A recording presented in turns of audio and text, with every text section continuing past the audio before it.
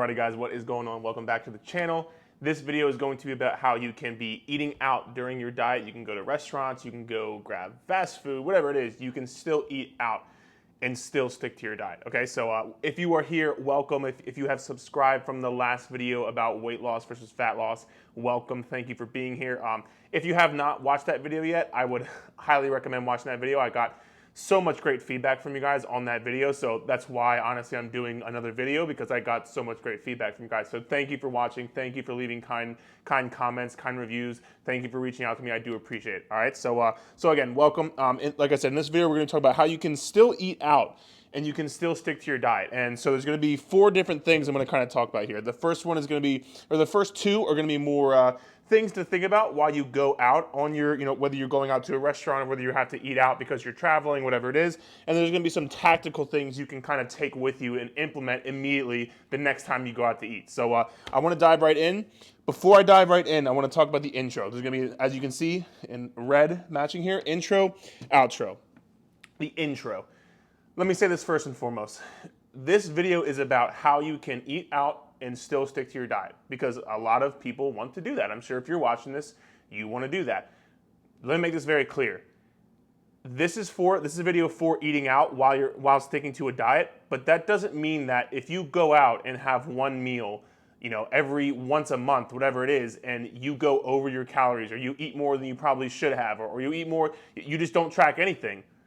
It's not the end of the world, okay? So I want to make this clear, because so many people get so much anxiety about eating out. And I want to make sure you know that, yes, this video is about how you can stick to your diet while you eat out.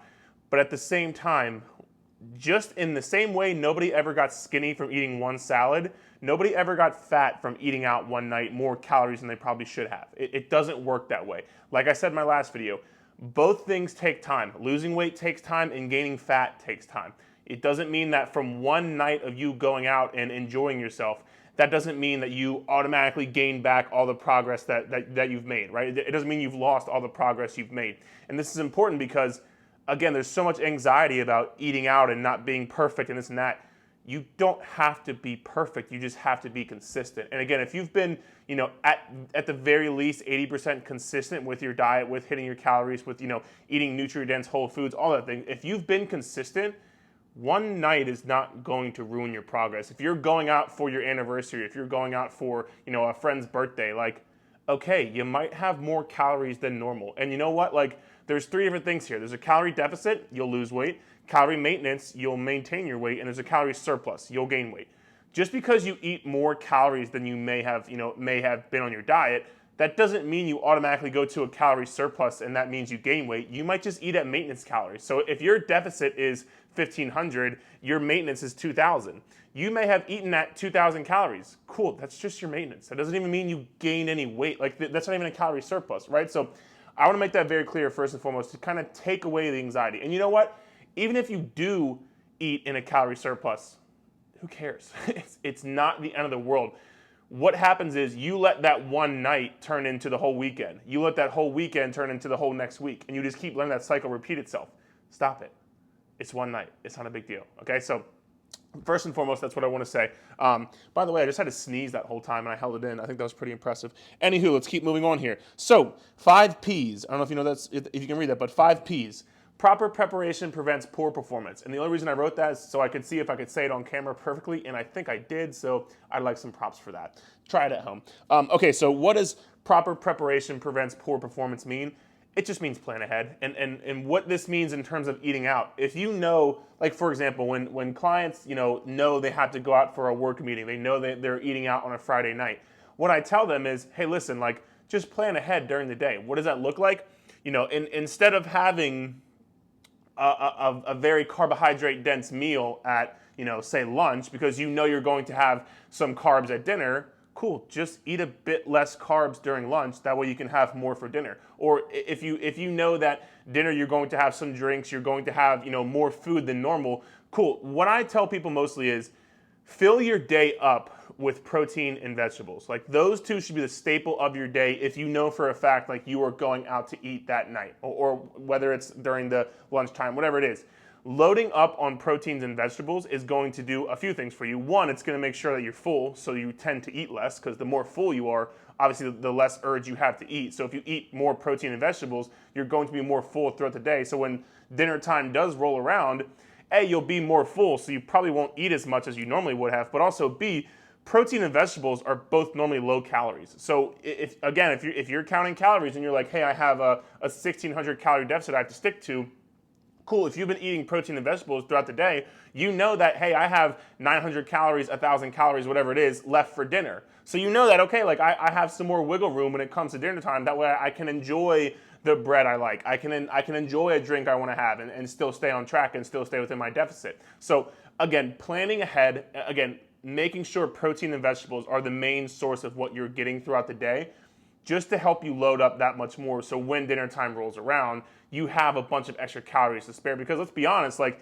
eating out, it's very, very easy to eat 1,000 calories in one meal. It's easy to eat 1,500 calories in one meal, because I'm trying to gain weight. So like I look at how many calories is in, a Cheesecake Factory, for example. There's a bunch of meals at Cheesecake Factory that you think are just normal meals, but they're 1,800 calories. And on top of, obviously, if you get the cheesecake, right? So like, just keeping that in mind, knowing you can kind of bank some calories for dinner time. But what I want to say about that is, don't let that turn into, okay, I know I want to save some calories for dinner time, and you save so many calories that you're freaking starving when you get to dinner, right? Because that would be counterproductive, because if you're just trying to save calories, well, when dinner time rolls around, you're not going to be anything in moderation because you're starving and the food is amazing, so you're going to eat way more than you normally would have, all because you tried to over plan too much, right? So kind of find that balance. And again, that's why I said if you can make your day based around protein and vegetables, you're going to cut back calories a bit, but you're going to stay full throughout the day. So when dinner time rolls around, you're not super starving, right? So that's what I'm going to say for the 5 Ps. Just have a plan for what you're doing. Don't just go in there blindfold, because so many people just like, oh, I want to eat healthy. Cool. What does that actually look like? What is that day going to look like? If you know for a fact you want to stick to your diet, what does that day of eating look like? What time? All those kind of things. So have a plan going into it. Base it around protein and vegetables. Save some calories for dinner. You'll be good to go. On top of that, what I will say is, just a little side note, if you are counting calories, most places nowadays have all the calories that are in the meals in your MyFitnessPal app or whatever app you use. They have the calorie limit in there. The one thing I'll say is, that's amazing, and you should definitely do that. If you're looking to, like I said, stick to a calorie limit, you should definitely look ahead at what you may potentially eat. That way, again, you can have a plan. The one thing I will say is, and this kind of is going to lead into the next point, is Chef Curry with the pot. That's a Drake reference. Shout out my boy Drake. The only reason I wrote that is because the whole main job of a chef is to make the food as palatable as possible. Like, they want you to absolutely love the taste of the food. That's their job. That's the way they make their business. They make their living, is by having the best food possible. So even what I'm saying is, even though your MyFitnessPal app may say for this entree it's 570 calories, it's very easy for the chef to, if the recipe calls for 1 tablespoon of olive oil, it's very easy to go 2 extra tablespoons to spice up the flavor a bit, or whatever it is. Like, and if we're talking about olive oil, if the recipe calls for 1 tablespoon of olive oil, and that's what's in your MyFitnessPal app that accounts for the calories, it's very easy to put 2 extra tablespoons in there, and then you can be in a spot where you're now at, an extra tablespoon of olive oil is 120 calories. So if you put 2 in there, 240 calories over what you thought. So that 580 turns into whatever that is, 760, I think is what it is. Don't quote me on that. But my point being, plan ahead, but also one kind of pro side tip is always kind of plan over. So if you know that, you look up the meal and it says 600 calories, what I personally tell my clients to do is just add in an extra tablespoon of olive oil. Just add it in, because you would rather be safe than sorry. Again, if you're looking to stick to your diet, you'd rather be safe than sorry. So if you put in an extra tablespoon of olive oil, that can kind of account for some errors along the way, because again, nothing's perfect. So if you put that in, you'll err on the side of caution. So that way, if it is over, cool, you've already accounted for that. But if it's under, cool, you're under now. You're under than what you normally would have done. So you're sticking in your calorie deficit either way. So that's kind of a side pro tip. So I hope that one helps. But yeah, again, the whole main point of this was it's very easy for the chef to make it a little bit extra to make it taste as good as possible. So just kind of keep that in mind. And again, what I would recommend doing is just put in an extra tablespoon or two of olive oil for that meal, because that way you're erring on the side of caution. And again, another side note here, I'm going off on random side notes, but when you go out to eat, the food is going to be more sodium than what you probably normally eat. So when you go out to eat, even if you have the best thing in the world, you have, the quote unquote healthiest thing, there's still probably a lot of sodium in there, and you're probably still going to wake up the next day weighing heavier than what you would have. Doesn't matter. Again, if you go back and watch my scale fluctuation video, I'll link it here. I think it's right there. I'll link it right there. But your weight's going to fluctuate for a million reasons, especially because if you had more sodium the night before, when you wake up the next morning, your weight's going to be higher. Doesn't mean you gain fat. It just means that you're holding more water weight. And again, that video will kind of describe all that. But again, another pro tip there. So yeah, that's what I'll say as far as the two things to kind of think about is make a plan, and just remember that the chef is going to make it as palatable as possible. So just kind of err on the side of caution when you are taking things into consideration, because if you plan ahead and you err on the side of caution, man, you're setting yourself up for very, very good success right there, because you're kind of taking out the unknown variables, because you don't actually know how many. Okay, cool, let me err on the side of caution. So that's what I'll say. As far as getting into some actionable tips here, I would always recommend going for the lean and mean options, right? And what I mean by that is, like, instead of getting the super dense pasta, where that is very easy to, especially if it's in like Alfredo sauce or whatever it is, like that is very easy to just rack up those calories, because not only is the pasta calories as the sauce calories, but again, like, very easy for the chef to put in an extra tablespoon or two of olive oil, put in an extra tablespoon of whatever sauce they're using just to make it taste better, right? So I would normally side on the err on the side of getting lean meat, lean vegetables. One quick pro tip as well: a lot of the places you'll go, the vegetables, even if you get a side of vegetables, which is healthy, right? They'll normally just douse them in butter. So like you're kind of taking away the quote-unquote healthy side of it, because you're just dousing it with butter, and that's going to add 200, 300 calories right there on top of your vegetables, because they just doused it with butter. So what you can do is just say, hey, on my vegetables, I would not like butter, or butter on the side, or whatever it is, because that way they know, like, oh, okay, let me not douse this entire thing with butter. So yeah, that's what I'll say for that. But again, the lean and mean options, this doesn't mean you have to get a salad.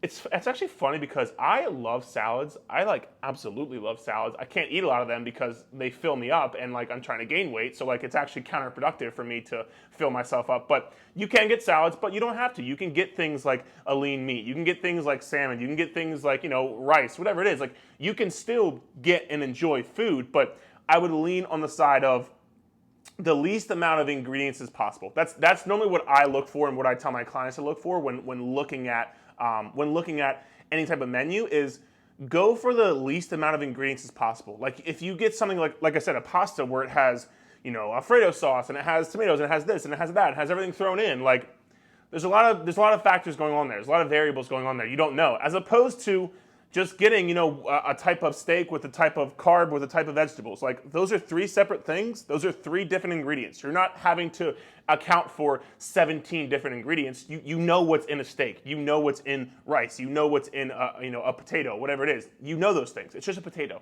Yeah, you can add stuff on the side, and again, like, that's up to you, but getting things that are just lean, very, very simple, and save the fun for at home, because when you're cooking at home, you know what's going in your pasta. You know how many tablespoons of olive oil you use. You know those things. And by the way, if you want a really good article on most common calorie counting mistakes, I'm going to link it right here. That is a very, very good article for you to read, because most people think they're eating 1,200 calories, but they're actually eating like 2,000 calories, and that might be you. So I would definitely go give that article a read. But yeah, on that, lean and mean, kind of stick to it. The last thing I want to talk about is box it up, and this is one of my favorite things, and I've had a lot of success with my online clients who do this.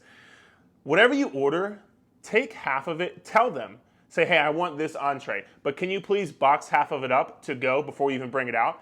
Because that way you're automatically limiting your portion size. Because honestly, again, just from coaching thousands of clients, what I've seen is if you get half of it, you're probably going to be satisfied from half of it because, again, going out to eat, those meals are normally much higher in calories. So what you can do is say, hey, I want this entree, but can you please just box half of it up? When you bring out my entree, can you bring me the box? That way you already have the box. Like you can have it for lunch the next day, dinner the next day, whatever. Like you can have some leftovers, but that automatically cuts your portion size in half. And so again, if that meal is 1,000 calories, you can still have that meal. Just have it in half, and that way split up between 2 days or 2 meals. That way, instead of eating 1,000 calories on Friday night, you can have 500 calories and still enjoy the food, still enjoy going out to eat, still enjoy your family, still enjoy drinks, whatever it is.